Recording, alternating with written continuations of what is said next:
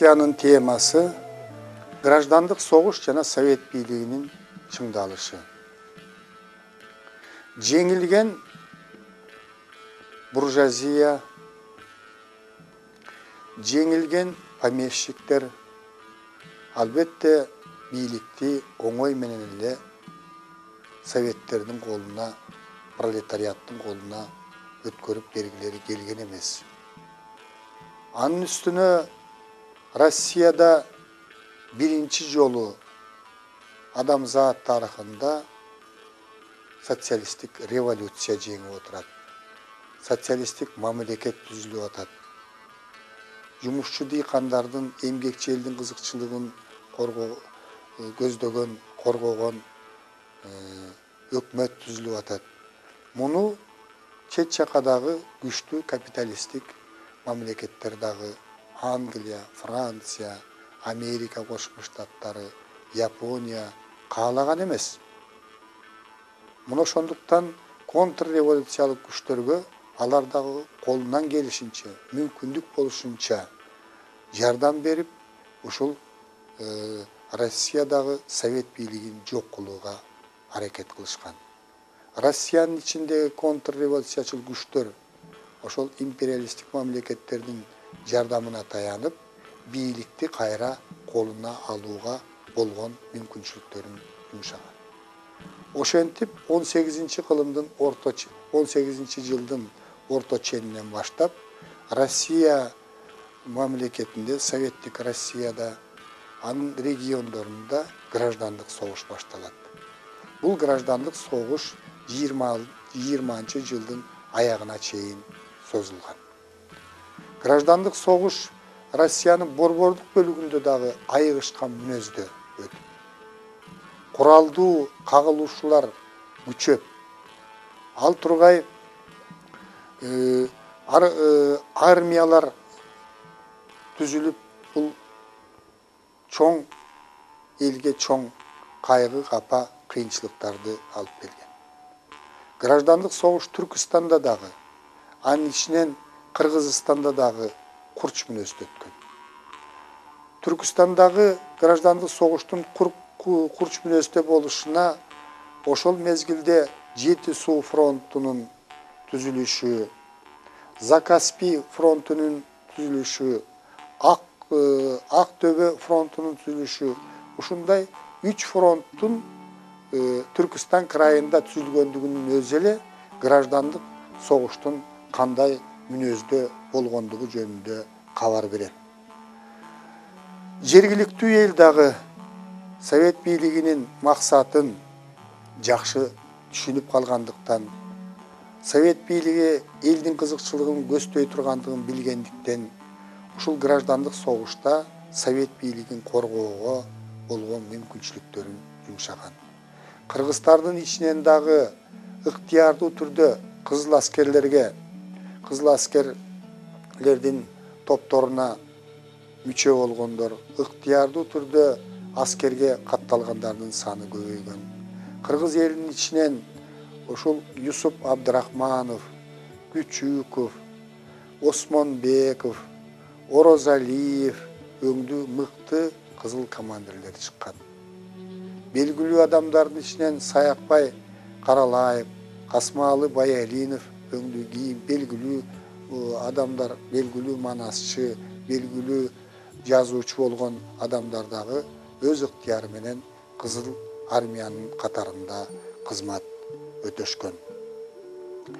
1918 жылы Бишкекте 250 адамдан турган кызыл аскерлердин тобу түзүлүп, алар Жети суу фронтуна жөнөтүлгөн.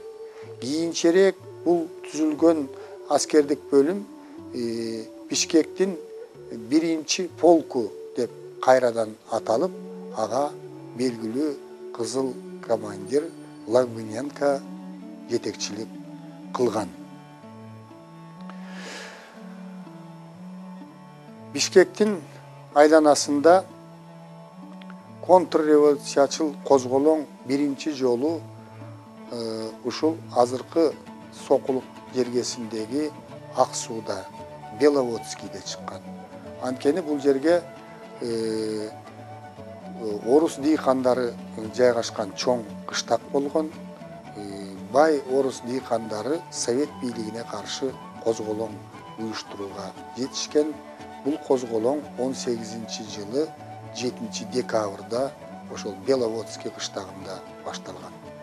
Беловодскийдеги совет бийлигинин өкүлдөрүн камакка алышып, ал жердеги совет бийлигин жоюп, нааразы болгон дыйкандардын коштоосу менен алар 14-декабрда Бишкек шаарын басып алууга аттанган.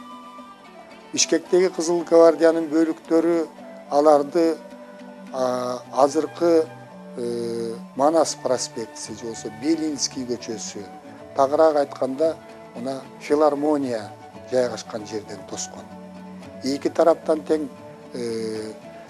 катуу атышуулардын натыйжасында адамдар курман болгон. Алар ушу Бишкек шаарын курчоого алып, акырындык менен Бишкектеги бийликти, совет бийлигин жоёбуз деген максатты көздөгөн.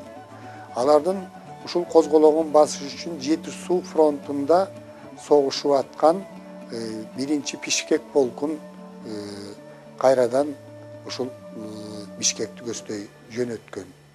Ошол жөө жүрүп отуруп 9 суткада Бишкек полкунун аскерлери Логвиненконун жетекчилиги менен 9 суткада 600 километр жерди жөө басып, анан кийин Бишкекке келип, ошол козголоңчуларга сокку урган. 23-декабрда ушул Бишкек полку менен козголоңчулардын ортосунда катуу кармашуулар болуп, бул 29-декабрга чейин созулган.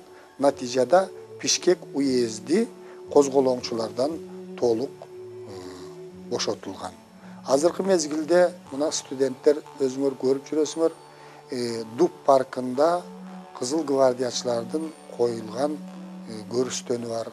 Ал жерге атайын эстелик орнотулган, ошолор пайдаланган замбиректер коюлган. Ошол жерге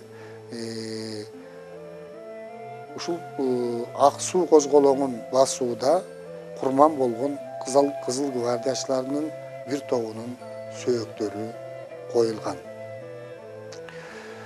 1919-жылы июль айынын башында чоң козголоң түп кыштагында, Ысык көлдүн түп кыштагында болот. Анткени түптө дагы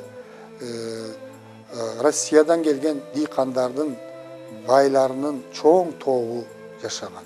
Алар да совет бийлигинин орношуна каршы болгон.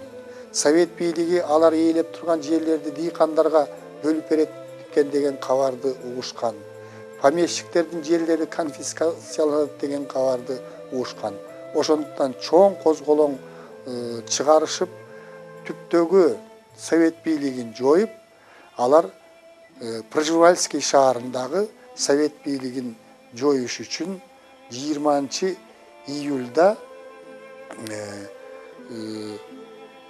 Пржевальский шаарын курчоого алган. Бир жума курчоодо турган. Пржевальскийдеги совет бийлигин жактагандар, коргоочулар дагы болгон мүмкүнчүлүктөрүн жумшап, совет бийлигин коргогонго, душманды Пржевальский шаарына киргизбегенге аракет кылган. Анан ал жака дагы токмоктон Верныйдан кызыл аскерлер барып, 26-27 июльдарда ошол Пржевальскийдеги козголоңчулардын күрөшүн баскан.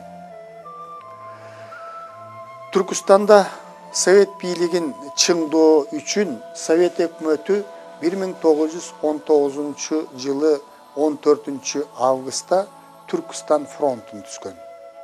Түркістан фронтуна ушул Түркістанда согушуп аткан бардык кызыл аскерлер, аскер бөлүктөрү баш ийген. Мунун башкы командачысы болуп биздин жердешибиз Михаил Васильевич Фрунзе дайындалган. Фрунзе жергиликтүү калктын каада салтын, психологиясын жакшы түшүнгөн, совет бийлигин чыңдоо үчүн болгон күчүн жумшаган, ал кыргыздарга абдан ишенген. Ошондуктан кыргыз менен казактардан бириктирип 1920-жылы атайын өзгөчө кыргыздардын атчандар полкун, атчандар бригадасын түзгөн. Бул атчандар бригадасы совет бийлигин чыңоого өзгөчө салмышкан. Буга чейин эле ушул Наманган уездинде Арстаналы Осмонбеков, Нуркул Орозалиевтер дагы кыргыздардан өзүнчө бир аскердик бөлүктөрдү түзүп, совет бийлигине каршы күрөшкөндөрдү баскан. Ошол түштүктө дыйкандар армиясы деген жакшы тилек менен дыйкандар армиясы түзүлгөн эле. Ошого негизинен карапайым эле дыйкандар, малчылар, жергиликтүү элдин өкүлдөрү күчө болушкан. Бирок анын командири мурдагы ак гвардиячыл Монстров деген аскер жетекчиси акырындык менен агитация жүргүзүп отуруп, ошол армияны совет бийлигине каршы бурууга аракет кылган. Өзүнчө Кокон автономиясы деген мамлекет түзгөнгө аракет кылган. Ал ошол Кыргызстандын түштүгүндө кеңири жайылып кеткен басмачылар кыймылы менен байланыш түзүп, өзгөчө жанагы басмачылардын белгилүү кор башчысы Мадаминбек менен ынтымакта болуп, совет бийлигин жок кылууга аракет кылган. Ушул жерден басмачылар кыймылы жөнүндө дагы айта кетишибиз керек. Орто Азиядагы тап күрөшүнүн бир формасы граждандык согуш мезгилинде бул басмачылардын кыймылы болгон. Басмачылардын кыймылы совет доорунда бир беткей бул реакциячыл кыймыл катарында бааланып, өзүнүн советтик тарыхнамада орун тапкан. Кийинки мезгилде басмачылар кыймылын сын көз менен кароо жөнүндө дагы сунуштар болуп атат. Басмачылар кыймылын улуттук боштондук күрөш катарында дагы карагандар бар. Мисалы, коңшулаш Өзбекстанда басмачылар кыймылын прогрессивдүү улуттук боштондук кыймылы катарында баа берилип, ошол мезгилдеги Өзбекстандын аймагында басмачылык кыймылды жетектеген корбашлардын баардыгын тең улуттук баатыр катарында жарыялап жиберишти. Бирок бул басмачыларга баа берүүдө Кыргызстандын окумуштуулары андай бир жактуулуктан алыс. Басмачылар адегенде Кыргызстандын окумуштуулары басмачылардын кыймылын эки мезгилге бөлүп карашат.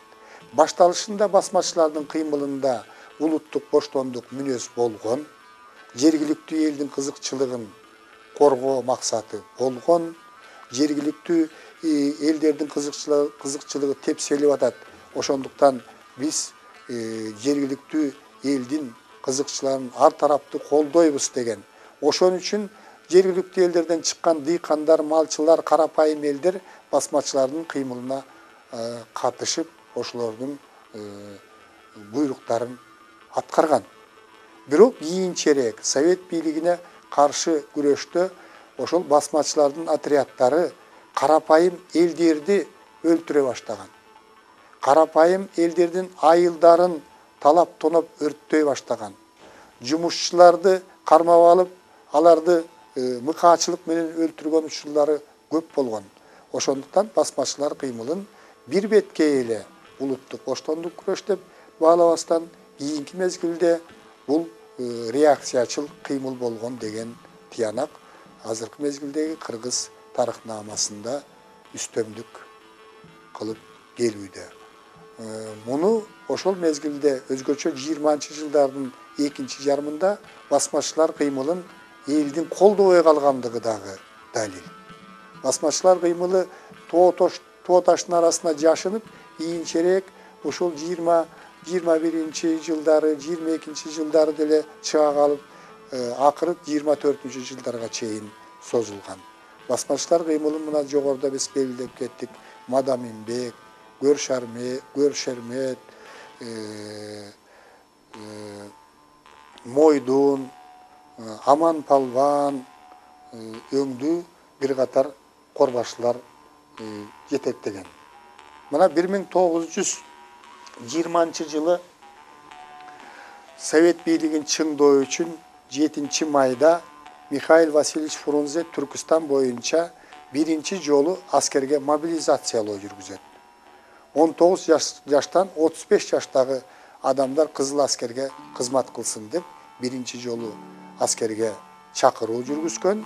Бул иш Кыргызстанда өтө ийгиликтүү жүзөгө ашырылган. Муну ушундан дагы ушул Кыргызстанда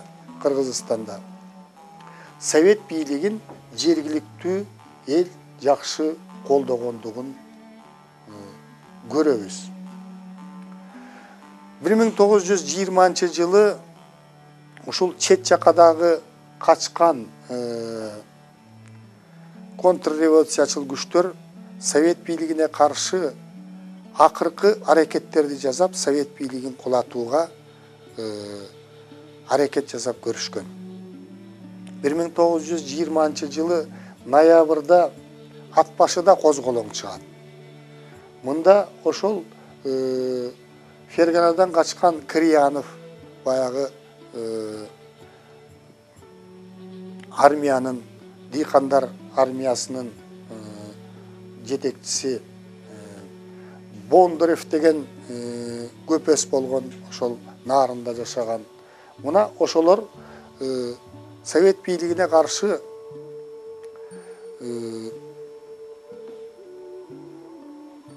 козголоң уюштурушуп, ат башыдан Нарынга келишип, Нарындагы советтик кызматкерлердин баарын камакка алып, бир тобун өлтүрүп, ал жердеги аскердик бөлүктөрдү куралсыздандырып, андан кийин ушул Бишкектеги жана Токмоктогу Совет бийлигин жоёбуз, талкалайбыз деген максатта Долондун белин ашып, бул тарапка багыт алышкан.